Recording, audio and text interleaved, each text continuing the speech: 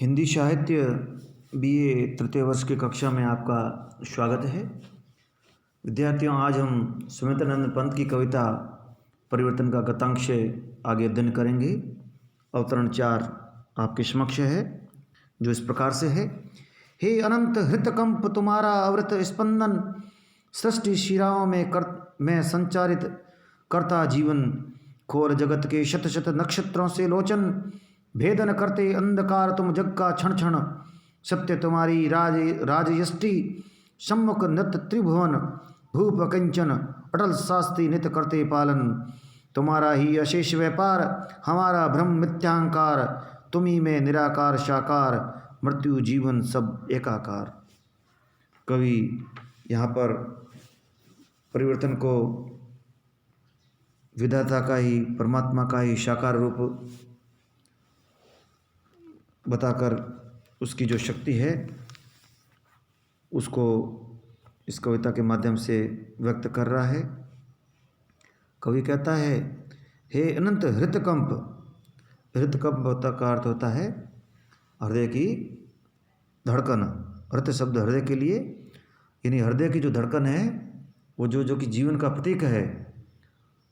हृदय धड़केगा तो उसमें जीवन का संचरण होगा।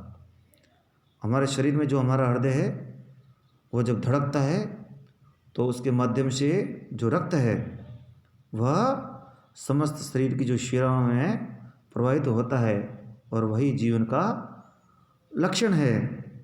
हे अनंत हृतकंप तुम्हारा अवृत स्पंदन। स्पंदन यानी कंपन।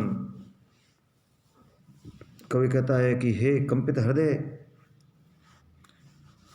परिवर्तन को एक कंपित हृदय कहता है कवि, और कहता है कि हे अनंत हृतकंप तुम्हारा अविरत स्पंदन। कवि कहता है कि हे परिवर्तन, तुम धड़कते हुए हृदय के समान, तुम्हारा जो अविरत स्पंदन, तुम्हारा जो निरंतर स्पंदन है वह सृष्टि शिराओं में संचारित करता जीवन। ये सृष्टि की जो शिराएं हैं, सृष्टि की जो धमनियां हैं, जो रक्तवाहिकाएं हैं सृष्टि की, उसमें तुम जीवन को संचरित करते हो, रक्त का प्रवाह करते हो। तो जिस प्रकार से हमारे शरीर में हृदय धड़क कर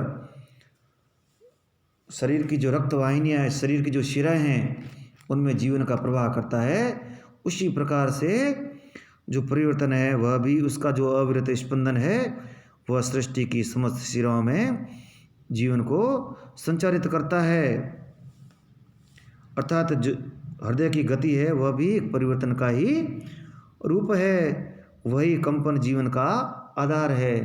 जब तक हृदय में कंपन है, जब तक हृदय में धड़कन है, और जब तक हृदय में स्पंदन है तब तक जीवन है। जब धड़कन बंद हो जाएगी तो इस जीवन का भी अंत हो जाएगा। अविरत स्पंदन, सदा चलने वाली गति। हृदय की गति बंद हो जाए तो जीवन का अंत हो जाता है, लेकिन परिवर्तन का जो स्पंदन है वह निरंतर रूप से सृष्टि की शिराओं में जीवन को संचरित करता रहता है, जीवन को धड़काता रहता है। अविरत रूप से ये निरंतर चलने वाली गति का द्योतक है परिवर्तन।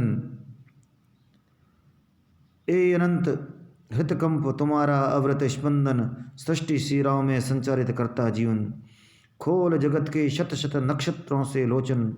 नक्षत्र का अर्थ होता है तारे, और लोचन यानी आंखें।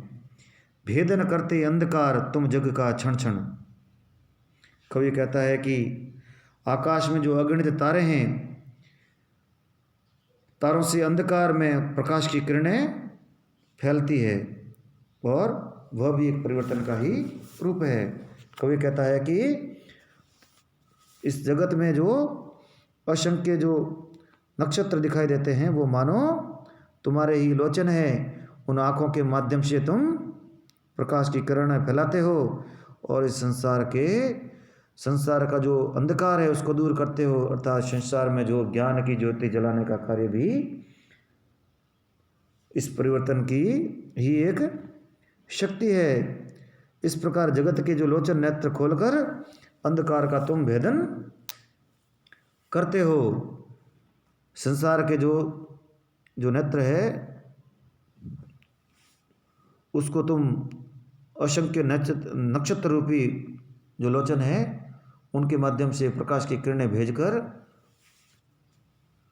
इस जगत का अंधकार को, जिन अंधकार है उसको मिटाते हो।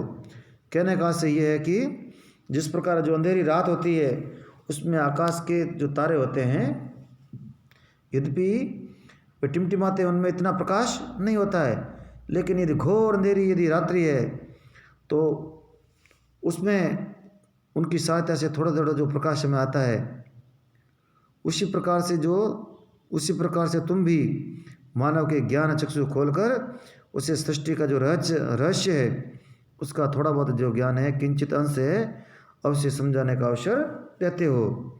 अज्ञान के गहन अंधकार को चीरकर ज्ञान की ज्योति की कुछ रेखाएं प्रदान करते हो।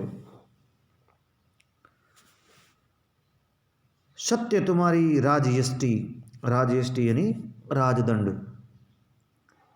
प्राचीन जो राज व्यवस्था थी उसमें राजयष्टि या राजदंड का प्रावधान था। एक पद होता था जो निर्णय करता था, एक न्यायाधीश का कार्य करता था। तो कवि कहता है कि सत्य तुम्हारी राजयष्टि, परिवर्तन की जो राजयष्टि है वो कौन है? वह सत्य है, यानी सत्य ही उसका राजदंड है। सम्मुख नत त्रिभुवन, और सत्य रूपी परिवर्तन की जो सत्य रूपी जो राजदंड है उसके सम्मुख नत यानी झुके हुए हैं, त्रिभुवन यानी तीनों भुवन, तीनों लोक, आकाश पृथ्वी और पाताल, ये जो तीनों जो लोक है परिवर्तन की उस सत्य रूपी राजदंड के समक्ष झुके हुए हैं, नतमस्तक है। अर्थात जो परिवर्तन कवि कह रहा है कि परिवर्तन है उसकी राज शक्ति के समक्ष संसार के समस्त सिरे वे झुक जाते हैं। और हमारे शास्त्रों में, हमारे वेदों में ये कहा गया है कि वायु सूर्य आदि देवता भी ईश्वर के दंड के भय से अपना काम निर्बाध रूप से करते हैं। कुछ इसी प्रकार का भाव भी यहाँ पर अभिव्यक्त हुआ है। भूप अकिंचन, भूप यानी राजा, अकिंचन यानी रंक, यानी छोटे और बड़े। अटल शास्त्री, अटल शास्त्री यानी अप्रतिहत आज्ञा, आज्ञा जो निर्बाध रूप से लागू हो। भूप अकिंचन अटल शास्त्री नित करते पालन, भले ही राजा हो भले ही रंक हो, लेकिन हे परिवर्तन तुम्हारी जो अटल शास्त्री है उसके वे नित्य पालन करने वाले हैं। अर्थात छोटा या बड़ा हो, राजा हो या रंक, हे परिवर्तन तुम्हारी जो आज्ञा है वो कैसी है? अनुल्लंघनीय है। उस आज्ञा के सामने सभी नतमस्तक है, कोई भी उसकी आज्ञा को पालने से इनकार नहीं कर सकता। अर्थात तुम्हारा जो आदेश है वह शिरोधार्य है, अर्थात जो तुम्हारी आज्ञा होगी वह अवश्य घट के ही रहेगा। उसका प्रतिकार बोले छोटा हो बड़ा हो, भूप या किंचन हो, कोई भी नहीं कर सकता। तुम्हारा ही अशेष व्यापार, ये सारा जो संसार है वह उसी में तुम्हारा व्यापार ही चल रहा है। व्यापार का अर्थ कार्य प्रणाली, कार्य। इस संसार के जो समस्त व्यापार है उसको करने वाले तुम ही हो। हमारा भ्रम मिथ्या अहंकार, कई बार व्यक्ति को ये भ्रम हो जाता है कि मैंने ये किया, मैंने वो किया, मैंने उसका वो कर दिया, मैंने उसका ये कर दिया। वस्तु तो ये क्या है? ब्रह्म है। किसी कविता की पंक्तियां भी है कि देने वाला कोई और है और मैं ही मिथ्या भ्रम पाले हुआ हूँ कि मैंने इसका अर्जन किया है, मैंने ये कमाया है, वस्तुतः उसको देने वाला कुछ कोई और है। कुछ इसी प्रकार का भाव इन पंक्तियों में भी है कि हे परिवर्तन तुम्हारा जो अशेष व्यापार है ये समस्त विश्व में व्याप्त है। ये हमारा भ्रम है कि मैंने ये किया, हमने ये किया, ये हमारा मिथ्या अहंकार है। अहंकार के वशीभूत होकर हम ये दावा करते हैं कि हमने कोई कार्य किया है, वस्तुतः उसको करने वाले तुम ही हो। हम अपने को कर्ता धर्ता समझते हैं, ये हमारी क्या है? भ्रांति है, ये हमारी भूल है, ये हमारी कल्पना है, ये हमारे मिथ्या अहंकार का परिणाम है। तुम ही हो निराकार साकार, तुम ही में निराकार साकार। निराकार शब्द आया है परमात्मा के लिए, ब्रह्म के लिए, कि वो ब्रह्म तो हमें अपने आंखों से नहीं दिखाई देता, हम इंद्रियों के माध्यम से उसको अनुभव करना, उसका साक्षात करना हमारे लिए कठिन है। परंतु वह जो निराकार जो परमात्मा है, जो ब्रह्म है, वह परिवर्तन के रूप में या परिवर्तन की शक्तियों के रूप में जो होने वाले जो परिवर्तन है, उसके रूप में हमें साकार होता है। तुम्ही में निराकार साकार, समस्त विषय तुम्ही में समाये हुए, तुम्हारे में ही अंतर्भुक्त है। साकार निराकार सगुण निर्गुण मृत्यु जीवन सृष्टि संहार आदि सब तुम्हारे ही विविध रूप है। तुम्ही में निराकार साकार मृत्यु जीवन सब एकाकार। मृत्यु जीवन सृष्टि संहार ये सब तुम्हारे में ही समाये हुए हैं। जो निराकार जो ईश्वर है, निराकार जो ब्रह्म है, वह भी तुम्हारे रूप में ही साकार रूप में हमारे समक्ष आता है।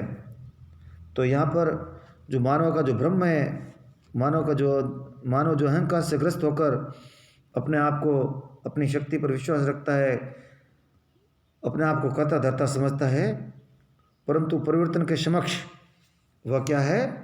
नगण्य है।